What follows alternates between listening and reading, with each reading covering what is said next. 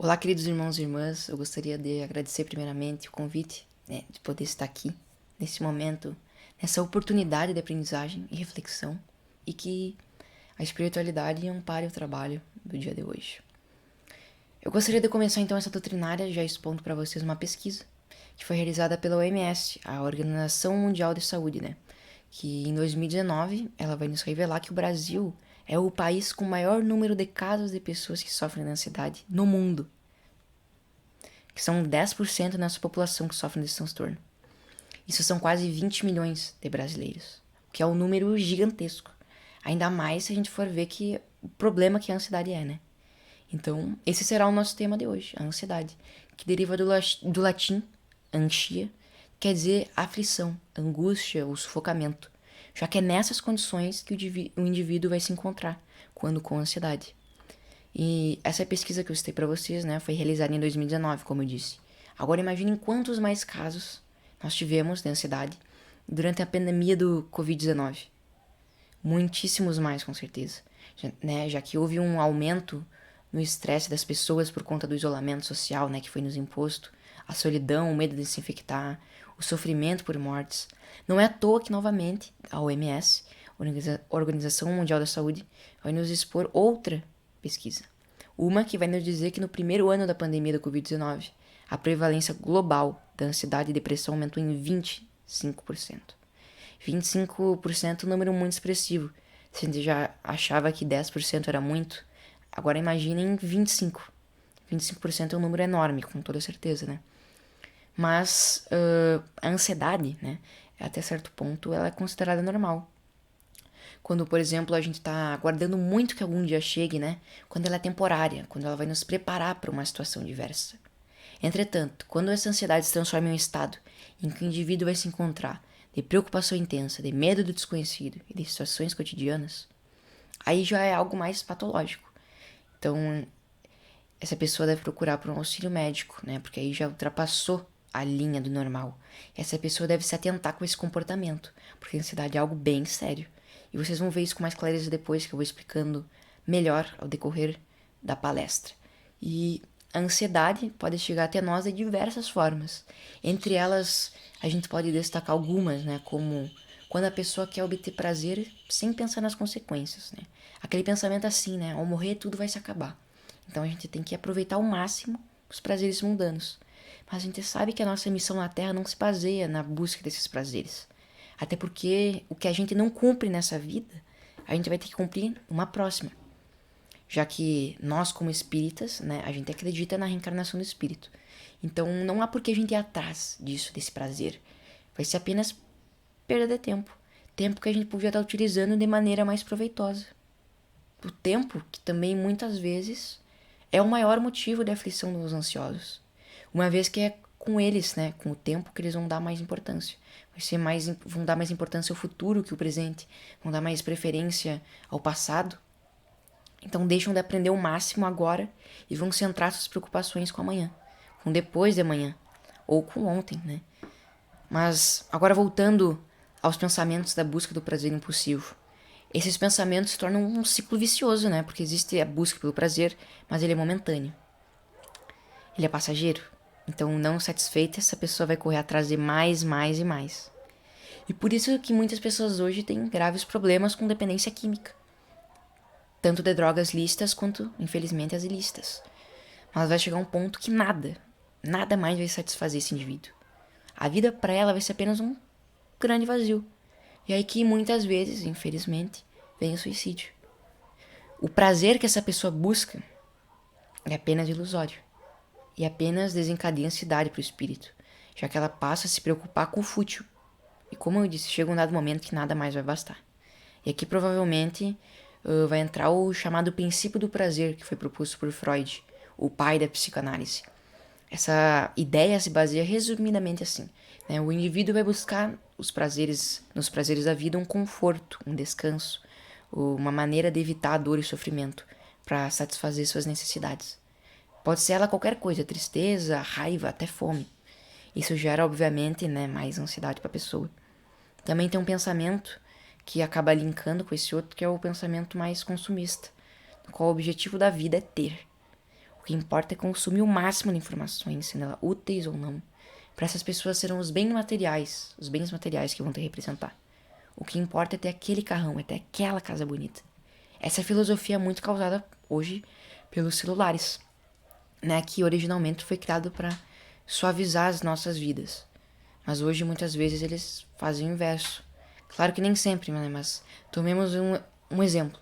A todo momento certa pessoa precisa abrir o Twitter para saber das últimas notícias. A todo momento ela precisa abrir o Instagram ou Facebook para ver as novas publicações de seus amigos. Ou ainda, ela precisa ter o último iPhone lançado para não ficar defasada. Ah, mas todo mundo tem, então eu preciso também. Não, tu não precisa. Igual as mães, né, gostam de dizer. Mas tu não é todo mundo. Ou se os outros jogassem da ponta e tu iria junto, jogaria junto. Esse tipo de pensamento também tá bem ligado com o anterior, né, como eu falei pra vocês. Já que existe essa busca para satisfazer alguma necessidade fútil do indivíduo. E aqui a gente também pode cair. Uma das consequências desse pensamento mais consumista pode resultar na disseminação de fake news. Sim, porque, como eu disse, essa pessoa que importa é consumir, sendo a informação útil ou não. Então essa pessoa consome muita informação, notícia, se choca com o que leu, manda para um amigo, ou simplesmente compartilha em suas redes sociais sem ao menos checar a verossimilidade da notícia. Porque ela não tem tempo para isso, né? Os esforços dela estão apenas em consumir. Viu uma notícia? Legal, próximo. Nem dá tempo de checar. Lógico que não são todos os ansiosos que passam por isso. Eu tô falando de uma maneira mais generalizada, né? Mas chega a acontecer às vezes com alguns. Às vezes até por desatenção da pessoa. Por isso é importante se atentar às fake news, ainda mais em período de eleições que a gente tá passando atualmente. Tem que tomar cuidado. Temos também o tipo de ansiedade em que a pessoa vive o tempo inteiro na inquietação pelo mau uso do celular. Mau uso do celular, como eu falei agora, né? E para explicar, eu também vou usar mais exemplos. Certa pessoa vai pegar o seu celular, vai mandar uma mensagem para alguém, desligar o celular, vai deixar ele de canto por uns 15 segundos, mas depois ela já vai ligar o telefone de novo para conferir. Será que eu fui respondido? Ela vê que não e novamente deixa o celular de canto. 40 segundos depois ela vai fazer o mesmo, sempre vivendo em um estado de inquietação. Depois ela, pela demora por ser respondido, né, começa a se questionar. Será que eu escrevi alguma coisa errada? E ela vai lá verificar no celular. Não, tá tudo certo. Então, não satisfeita, ela vai verificar se mandou a mensagem para a pessoa certa. 1 minuto depois, ela vai pensar, será que eu verifiquei corretamente? Ela recém fez isso. Mas lá vai ela, né? Vai lá checar de novo. Até vai chegar um certo momento em que ela vai perceber que sim, tá tudo ok. Ou até mesmo um momento que ela seja respondida, né? Parece absurdo, né? Mas isso realmente acontece. Reparem como o celular centuplica as nossas preocupações, totalmente sem necessidade. O celular hoje para nós é crucial. Então, mas a gente tem que usá-lo de maneira responsável, para não acabar caindo nessas frustrações irrelevantes. Além disso, vai existir também um tipo de pessoa que vai ficar a todo momento ligando o celular para ver se recebeu alguma mensagem. Daí começa aqueles pensamentos, não me mandam mensagens, não gostam mais de mim. Ela já começa talvez a ter um problema, se envolver algum problema de autoestima baixa, o que é um grande contratempo que engloba a ansiedade, porque as pessoas começam a não ter mais confiança em si mesmo. Isso é uma porta para os pensamentos depressivos. Eu não consigo fazer isso, eu sou um peso para os outros. Reparem no celular, o celular nos fazendo ter uma não instrumentação da vida. Essa é a palavra, não instrumentação da vida. Assim a gente vive dentro das telas e não fora delas. Daí vem também o vício do celular, que acaba agindo como uma droga. Muito também, as pessoas têm muito medo também de ficar offline, né? Ficar longe dos celulares e perder as novidades, ficar defasado. E começa a ter improdutividade em casa, na escola, no trabalho. Aí depende da pessoa, né? Mas o indivíduo começa a ter a sensação de ser improdutivo. Então ele vai tentar, porque quando ele tentar alguma coisa, né? Ele, em cada falha, ou vai desistir, ou vai ficar se remoendo. Ou seja, nada nunca vai ser suficiente. Como eu disse, são alguns, né? Tô falando de maneira mais generalizada. Mas observem como os telefones duplicam as nossas necessidades de maneira totalmente desnecessária. Olhem tudo que ele tem potencial para fazer, se utilizado de maneira correta, né? E os celulares estão aqui, né, como falei, para nos auxiliar, poupar tempo. e não fazer totalmente o contrário, o inverso. É importante a gente não cair nas procrastinações que o celular pode trazer. E uma rede social, né, que vem recentemente tem ganhado bastante força, principalmente entre os jovens, é o TikTok. É plataforma de videozinhos curtos, 15, 30 segundos a maioria. O problema é que esse tipo de vídeo curto, né, vai liberar dopamina, que é um dos hormônios responsáveis pela sensação do prazer, muito rapidamente, visto que os vídeos são curtos, né? O problema é que quanto mais dopamina o cérebro recebe, mais ele vai querer. Então essas doses de dopamina precisam ser cada vez maiores. O problema maior vem quando o jovem está acostumado com essa liberação de prazer de forma mais rápida e não consegue fazer ações simples do cotidiano. Como, por exemplo, parar para estudar por simples 10 minutos. 10 minutos que são uma eternidade para eles. Já que eles não transmitem, esse estudo de 10 minutos não vai transmitir o prazer de maneira acelerada como ele está acostumado. Então ele vai se desprender, aí vai desprender a atenção dele dessa atividade. Por isso que eu digo, né? Tem que ter cuidado com o que consome no celular. A pessoa pode apresentar a ansiedade também quando ela fica gerenciando o tempo que vai demorar para uma compra que ela fez na internet chegar, ela fica de olho. Já chegou, a compra já chegou, né? Em que cidade ela tá, já saiu para encomenda. Então tem que se atentar e tomar cuidado, né? A gente também tem o sentimento de urgência, no qual é preciso participar de tudo para não ficar defasado. Se recebemos uma mensagem, não importa o momento, pode até ser no trânsito, ela vai olhar essa mensagem, mesmo ela tendo zero importância e urgência. Novamente, o medo é de ficar de fora, de ficar offline. Isso pode se manifestar nas escolas, por exemplo. Por isso que muitos jovens ficam a todo momento no celular, no meio das aulas. Porque elas têm de estar conectadas, responder o amigo na hora. Esse pensamento também está bem interligado com uma das razões anteriormente ditas. Todos os tópicos, na verdade, acabam se conectando hora a outra. Todos estão ligados, querendo ou não. Então, esse sentimento, então, nos causa muita ansiedade. Porque a todo instante tu tá em alerta. Eu dei o exemplo do trânsito, né? De mexer no celular no trânsito. Imagine se um acidente acontece. Caso a pessoa saia com vida, porque talvez não saia, né? Dependendo da intensidade do acidente. Imaginem toda a ansiedade que ela vai sofrer para se resolver com o problema que ela causou. Porque vai haver toda uma frustração com esse ocorrido. Muita dor de cabeça por ter realizado tal acidente. Agora eu pergunto para vocês. Vocês notaram algum padrão nesses pensamentos? Existe um padrão. Todos eles, sem exceção, acabam colocando o material por primeiro plano e o espiritual em segundo. As pessoas vivem em desorientação, num vazio existencial. Ao invés de buscar a felicidade dentro de si, elas buscam fora. Por isso é crucial a gente não nos distanciar das leis divinas, né? E do nosso verdadeiro significado, que é evoluir. É rejeitar os vícios e aceitar o amor, a caridade. As pessoas escolhem cativar, né? Semear as coisas erradas. Os vícios. E não dão importância, por exemplo, ao evangelho, como ele merece. Merece bem mais, muitíssimo mais, né? Mas no final a gente sabe que tudo isso é apenas passageiro. Mas tem coisas que não. Tem coisas que ficam. Tem coisas que ficam, que vão nos marcar positivamente. E é com isso que a gente tem que dividir as nossas preocupações. É com isso que a gente tem que se preocupar, e não com vícios, né? Que são um total desvirtuamento do nosso verdadeiro significado aqui na Terra. Então, como aquela música, né, do Lenine nos diz, né? Paciência. Será que é o tempo que lhe falta para perceber? Será que a gente tem todo esse tempo para perder? Será que a gente tem? Será que temos todo esse tempo para perder com as futilidades que damos tanta importância? Mais que merecem? Esse tipo de pessoa, infelizmente, quando tem uma ambição, um desejo, acaba sempre se frustrando, né? Pois para ela nunca será suficiente. Para essa pessoa, a autorrealização é algo distante.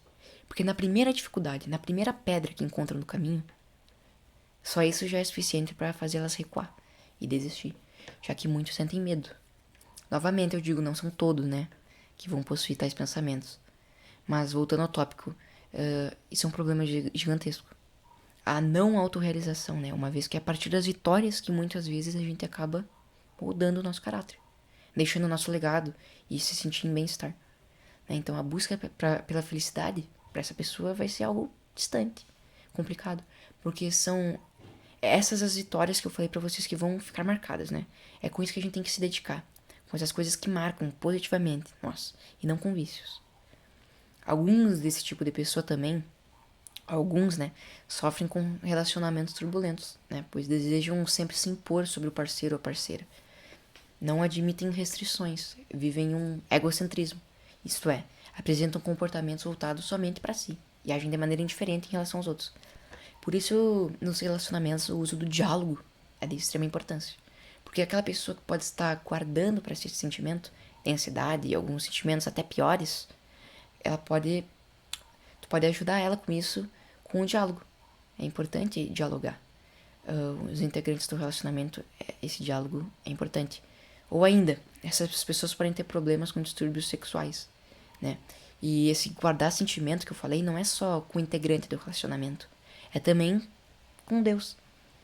Nós não precisamos guardar todos os fardos da vida apenas para si. Não precisamos e não devemos. Se Deus está aqui, então por que a gente tenta competir com Ele? A dor é parte integrante do ser humano. A gente tem que usá-la como instrumento para a melhoria dos nossos vícios. No caso, a ansiedade e a paciência é muito importante, já que uma é totalmente o inverso da outra. Pois na paciência nós suportamos os males. Temos serenidade e calma para tratar das uniformidades da vida. E não sei se vocês sabem, né, mas a nossa paciência é testada justamente com aquelas pessoinhas mais chatas, né, que nos incomodam um monte, né, porque são elas que vão testar a nossa paciência. Igual dizem, né, fulano tá testando minha paciência hoje. Agradeçam a esse fulano, pois ele tá te dando uma oportunidade de aprender. E são nessas pequenas coisas que a gente aprende. Quando a gente não aproveita essas pequenas oportunidades, talvez vai caber a nós aprender, né, com novas experiências um pouco mais turbulentas, né? E a paciência também nos ensina a ficar de pé perante essas adversidades. E tá aí uma das curas da ansiedade, mas não somente ficar de pé, mas também é importante a gente se levantar e depois caminhar. Não adianta só levantar e não sair do lugar, né? Tem que ter perseverança também, seguir em frente. E de novo eu vou usar a música do Lenine, Paciência. Enquanto o tempo acelera e pede pressa, eu me recuso, faço hora, vou na valsa. Isso é, eu vou na calma. Tudo agitado ao meu redor e eu não me deixo abalar. Eu vou na valsa porque eu tenho paciência.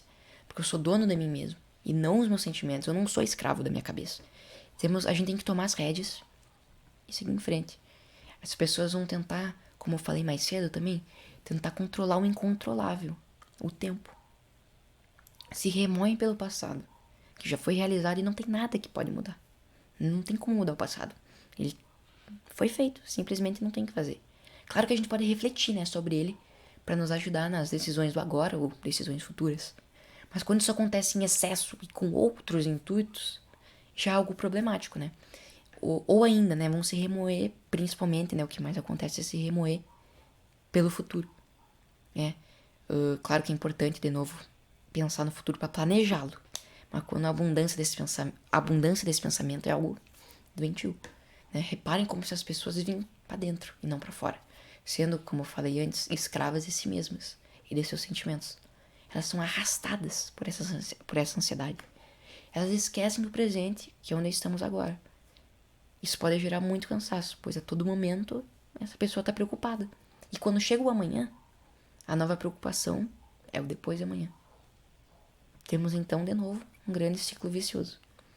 A pessoa deixa de aprender e viver, né? Deixa de aprender e viver. E talvez seja por isso que elas cometem sempre os mesmos erros. Elas não aprendem com as vivências. Estão preocupadas demais com o amanhã. Então, nutrem, né?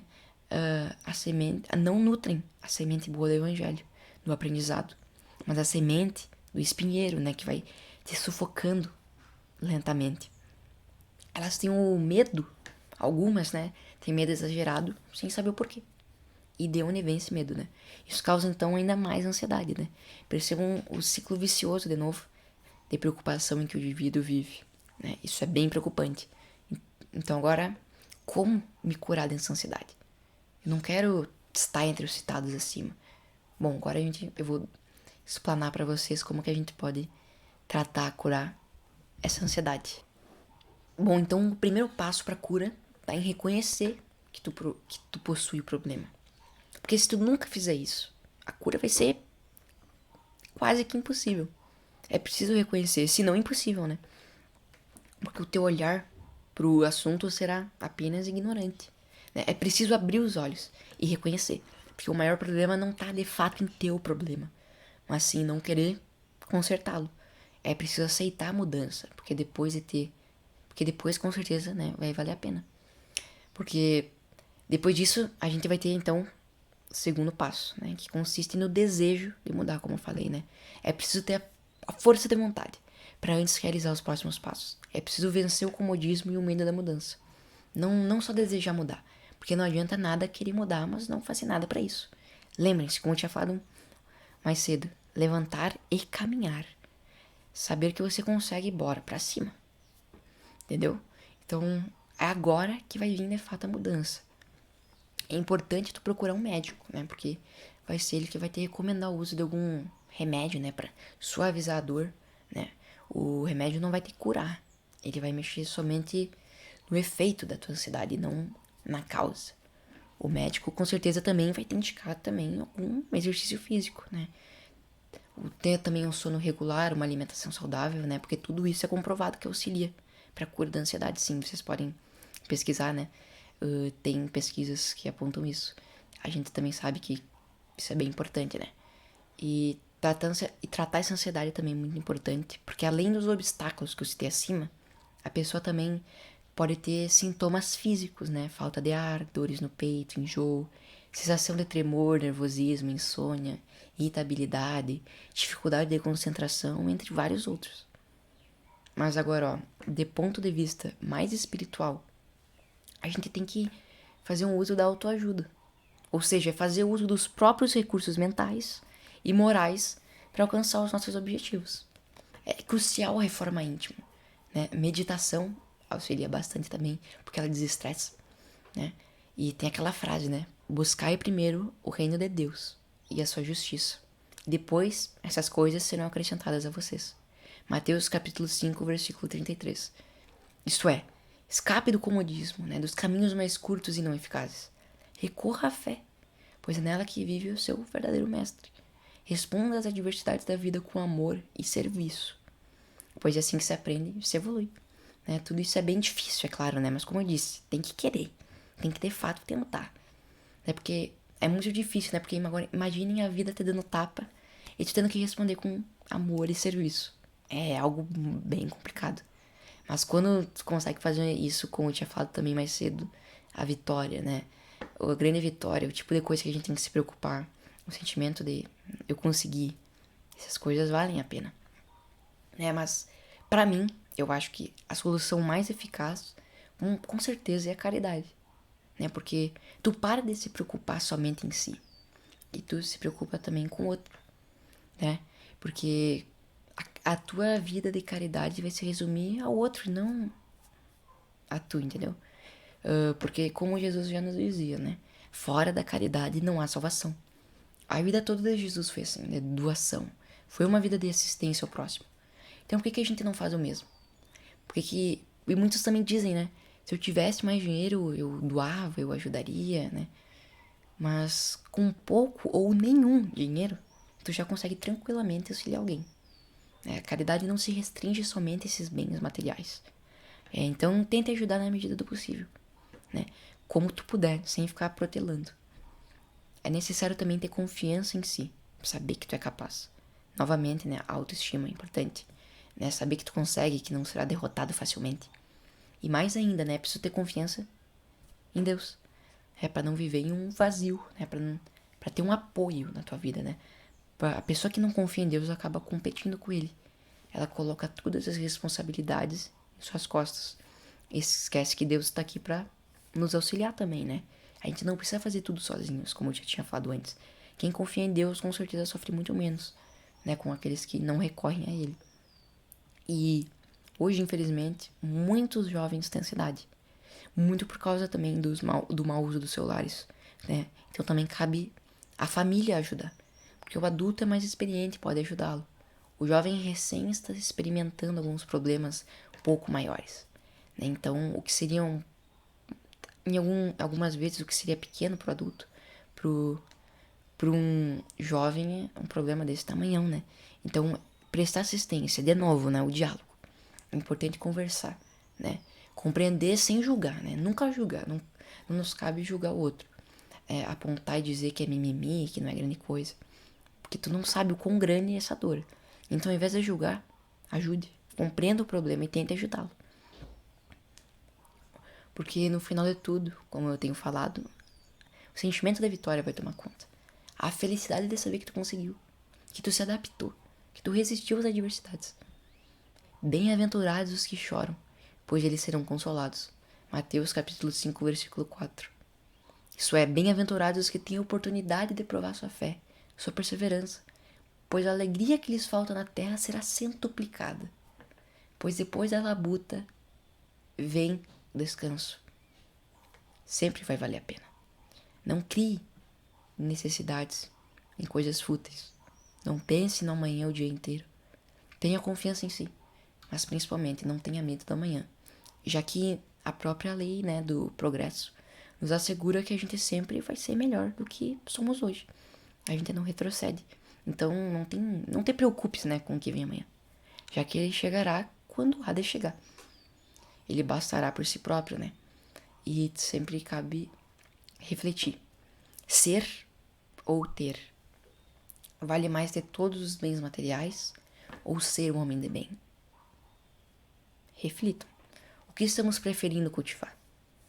Rosas ou ervas daninhas? É preciso também cuidar bem do nosso jardim. Cuidar bem da terra. Pois será essa terra que usaremos para semear as futuras sementes também.